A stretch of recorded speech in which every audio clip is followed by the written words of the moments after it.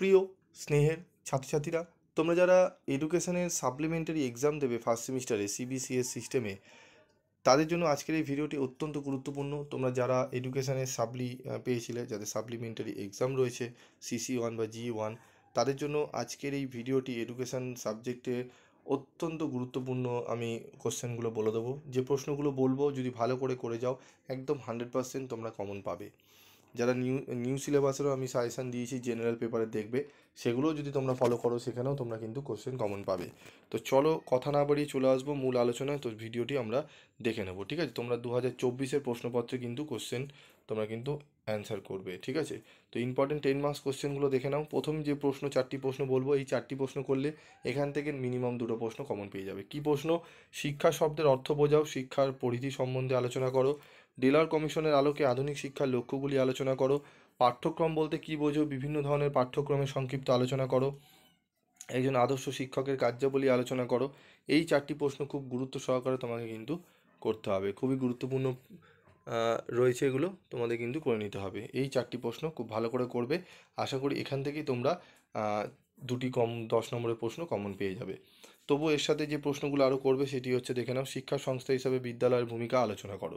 এই প্রশ্নটি পড়বে। এই 5টি প্রশ্ন খুব ভালো করে পড়ে যাও, দেখবে তোমরা এখান থেকেই যদি ঠিকঠাক থাকে কোশ্চেন, একদম 3টে প্রশ্নই দেখবে এই 5টার মধ্যে কমন পেয়ে গেছো। তবুও রিস্ক নেবে না, যেহেতু সাপ্লিমেন্টারি এক্সাম। আমি এই 5টা বলছি, তবু এর সাথে আরও 3টি প্রশ্ন তোমরা যোগ করবে। সেটি হচ্ছে, গণমাধ্যম বলতে কী বোঝো, একটু হাতের লেখায় রয়েছে, তোমরা দেখে নাও। গণমাধ্যম বলতে কী বোঝো, শিক্ষা সংস্থা হিসেবে সংবাদপত্রের ভূমিকা ব্যাখ্যা করো। সহ পাঠ্যক্রমিক কার্যাবলী বলতে কী বোঝো, বিভিন্ন প্রকার সহ পাঠ্যক্রমিক কার্যাবলী আলোচনা করো। এই পরপর যে 7টা প্রশ্ন রয়েছে, এই পরপর 7টা প্রশ্ন তোমরা যদি পড়ে যাও, এবং আর তার সাথে আরেকটি প্রশ্ন রয়েছে, শিশুকেন্দ্রিক শিক্ষা কাকে বলে, শিশুকেন্দ্রিক শিক্ষার বৈশিষ্ট্য ব্যাখ্যা করো, এর তাৎপর্যগুলি লেখো। এই প্রশ্ন 8 নম্বর প্রশ্ন অবধি পড়ে যাও, তোমরা নিশ্চিন্তে থাকো, তোমরা একদম 10 নম্বরের প্রশ্নগুলো কমন পেয়ে যাবে, ঠিক আছে? এবং তার সাথে আরও প্রশ্ন রয়েছে, একটি প্রশ্ন, প্রজেক্ট পদ্ধতির স্তরগুলি কী কী, শিক্ষায় প্রজেক্ট পদ্ধতির গুরুত্ব উল্লেখ করো। এই 9টি প্রশ্ন টোটাল দেওয়া রয়েছে। 9টি প্রশ্ন যার করা কমপ্লিট হয়ে গেছে, যারা স্টাডি মেটেরিয়াল সংগ্রহ করেছো, স্টাডি মেটেরিয়ালও তোমাদের জন্য তৈরি করা রয়েছে, টাইপ করা স্টাডি মেটেরিয়াল। তোমরা যদি কালেক্ট করতে চাও এখনও তোমরা কালেক্ট করতে পারো, অত্যন্ত কম রিমুনারেশনের বিনিময় তোমরা সংগ্রহ করে নিতে পারো। তারপর রয়েছে, দেখো আমাদের এখানে আরও 2টো প্রশ্ন। কিন্ডারগার্টেন পদ্ধতি কি, এই পদ্ধতির সুবিধা এবং অসুবিধাগুলি আলোচনা করো, শিক্ষা সংস্থা হিসেবে রাষ্ট্রের ভূমিকা আলোচনা করো। তো চলো এবার আমরা দেখে নেবো আমাদের 5 নম্বরের কী কী গুরুত্বপূর্ণ প্রশ্ন রয়েছে সেগুলো। চলো 5 নম্বরের প্রশ্নগুলো আমরা একটু দেখে নিই।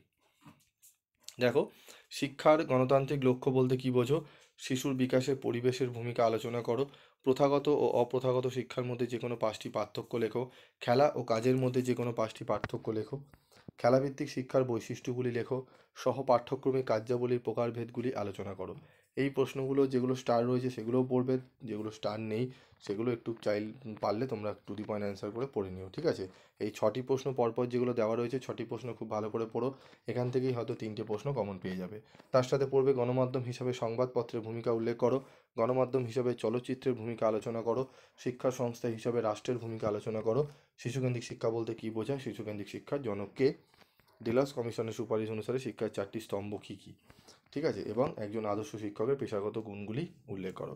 টোটাল 12টা প্রশ্ন দেওয়া রয়েছে, তার মধ্যে স্টার মার্কগুলো দেওয়া রয়েছে, স্টার মার্কগুলো আগে পড়বে, তারপর বাকি প্রশ্নগুলো পড়ে নেবে, দেখবে তোমরা 100% কোশ্চেন কিন্তু কমন পাচ্ছ, এবং উত্তরের কোয়ালিটি একটু ভালো করে লিখবে, দেখবে তোমরা কিন্তু পরীক্ষায় তোমরা সহজেই বেরিয়ে যাবে।